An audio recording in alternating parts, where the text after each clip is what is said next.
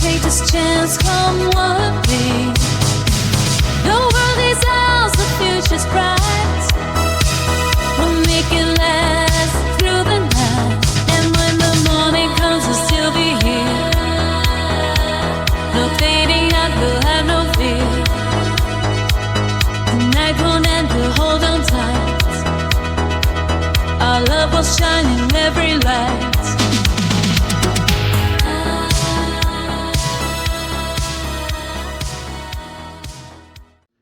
What is up, everybody? My name is JC Rivera, and thank you for checking out the barracks. So yeah, this is it. This is Project Sylvia, which in my opinion is one of the most influential 240SXs in the US. Why that is, we'll get to that in a second. So what is Project Sylvia? Now, Project Sylvia is not a Sylvia at all. It's a 1989 USDM Nissan 240SX coupe. This car has got a ton of history to it. Some of you might know it, some of you younger guys might not. Me, myself, I was a little kid when this car came to be, and somehow magically I ended up with it. So to make a long story short, I'll cover it real quick. 2002, a man named Dave Coleman, who is now a Mazda engineer, built this car for a magazine called Sports Compact Car. This specific issue right here of May 2022, with this article right here, build a turbo Silvia for $3,000. Now, that is what started this whole thing. Car in the cover, completely different S13. I actually happen to know the owner, which is also a crazy story. That's a different tale. Dave bought this car for $800. Bought an entire S13 front clip for like $1,200. Did the entire swap and covered it all in the articles of that magazine. Now, why is that a big deal? Well, definitely not the first SR20 swap in the US. That started around the mid-90s. It was definitely one of the most well-covered and repeatedly covered car in magazines. Now remember, early 2000s, we didn't have YouTube. All we really had were forums and magazines, so a lot of tuner guys would go to the magazines for information. And Dave, being an engineer, did amazing work on this car, figured out a bunch of suspension stuff, and inspired hundreds, if not thousands, of 240 owners to do SR20 swaps on their cars and follow along, learn about the suspension, and mod their own car. So a lot of the old heads would remember this car, would remember being inspired by this car, reading the articles as it went along, and a lot of you guys might not even know what this thing is. To some of you, this is just a junky 240SX with a faded paint job, but to some, this car was their childhood, and this car is what inspired them to build their 240.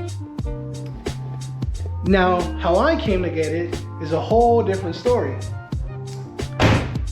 Typical story of not knowing what you have until you do some research, right? So if you guys are returning viewers, you would know that I had a blue S13 hatchback that I was planning on doing an RB swap on. Now, I eventually sold that car when I left to the military. I had nowhere to store it, so it's gone. Now, during my time in the military, I always said to myself, when I'm out, I'm gonna buy another 240 and we're gonna build it bigger and better than ever. So last year, July 2024, I came to visit my family on vacation, and I told my buddy, if I find a 240, I'm gonna buy it. So the day before I came, the entire day, I was scrolling through Marketplace, scrolling through Off-Road, looking for a shell or a complete 240 to buy.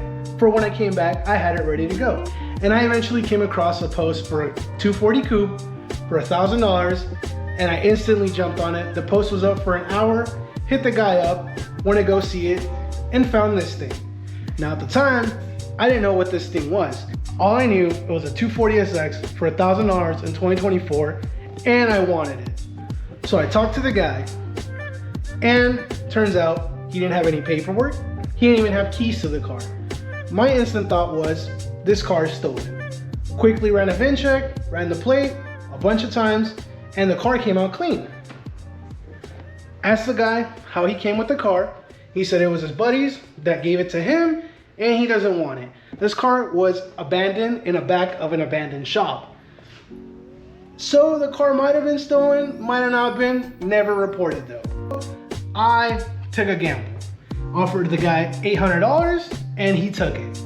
Bought Project Sylvia for $800, the same price that Dave paid when he first started the car. I think that's pretty dope. So paid the guy 800 bucks, got the car out of there, which was my main concern, get that thing out of there, and then we figured it out. Tried looking for the owner. If we found it, we'd contact the owner. Thought maybe we could just part it out, make our money back, or worst case scenario, we can just use a track car. We don't need paperwork.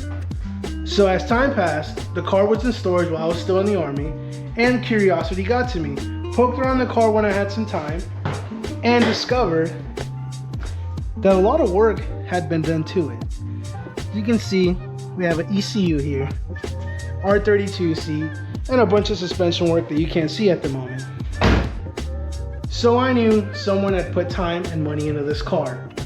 And judging by the looks of it, with this old school livery, I thought maybe this car was built in the early 2000s, engine blew and then it was abandoned. So poking around the car, my curiosity got to me, and I noticed that this car at one point had a trailer hitch. Now, a 246 with a trailer hitch, in my opinion, only meant one thing. Probably took it to the track and had a trailer hitch to tow his tires. So I started doing a bunch of research, and eventually somehow ended up finding a picture of Project Sylvia online linked to a Motor Trend article on the entire car, and that's when I discovered the whole history of it. After knowing the history, I knew we had to save this car. First goal was to try to return it to the owner. Now the owner was not Dave Coleman, he sold the car off. I did find the owner, but I was never able to get in touch with him. Now through the power of Reddit, posted the car, a lot of people remembered it, and someone actually knew Dave and his wife because he bought another S13 from them a few years ago. Now while he didn't want to give me a direct link to Dave and his wife, which is, of course, he doesn't know me, random guy on the internet, he did let them know of the post, and eventually Dave's wife contacted me asking if I had Project Sylvia. After seeing that message, I got super excited. I told her the whole story, told her I had the car, told her how I found it, told her that I had zero paperwork for it. So while doing my VIN research, I noticed that the last time the car had a new registered owner was in 2002. And through all my research, I remembered that Dave bought the car in 2002. So under the DMV, the car was still Dave's. The guy he sold it to never bothered to put it in his name, abandoned the car, and just let it sit. So with the help of Dave's wife and Dave himself, they were kind enough, and I am so grateful for them. They were actually able to help me get paperwork for this car. So I now have the pink slip, and I am the proud owner of Project Sylvia. Now for Dave and his wife being so helpful to me, I promised her that I would bring this car back to life and back to the streets of California, where it should have been the entire time. So a lot of you people might not know this car. I know a lot of you Redditors do, and I know you guys are excited to see this thing come back. So if you guys are excited, definitely stick around. I've been ordering parts. I'm ready to get started on this thing. Now it's gonna be a hard build. It's gonna be a long one because this thing has definitely seen better days, but we're stacking up parts, got wheels, and I am excited to start this project once again. And I can't wait to see this thing back on the streets. And I hope you guys that do remember this car are inspired. I hope you guys are smiling right now because this car brought you back some memories of you building your car and reading those articles. And this is gonna be a great time. We got an engine ready to go. I am excited. Let's check this thing out real quick.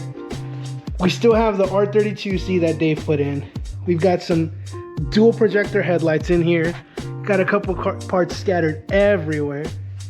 Thing's pretty rough, but we've got the skills to bring it back. Let's check out the engine bay real quick. See, nothing's in here, but we will throw an SR back in this thing.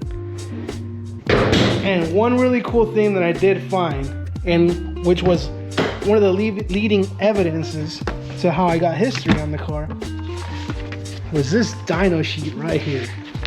Check this thing out. Dyno sheet from February 21st, 2003. Tuned by Jim Wolf Technology in San Diego. Car ran a 270 something, which is pretty freaking sick that I was able to find these. And these things were a little piece of evidence that I needed to help me track the car down. I looked up the date, looked up the car, and eventually found the article. I think this is super cool.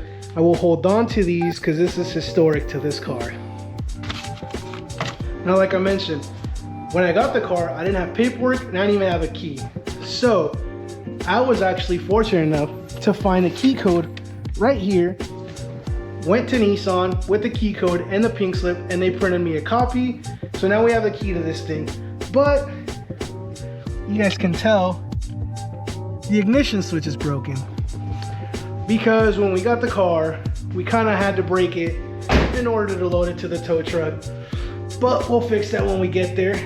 So that's it, guys. Quick little story on Project Sylvia, how it came to be, how it ended up in my hands, and why I think it's one of the most influential 240SXs in the United States. So if you guys don't know this car, you soon will. Definitely stick around. This car is going to completely transform. You guys do remember this car, and definitely stick around because this thing's going to be brought back to life better than ever. Thank you guys for watching. Do me a favor and hit that subscribe button if you want to stick around and see how this car turns out. Hit the like button, share with your friends, and I'll catch you guys next time. Peace.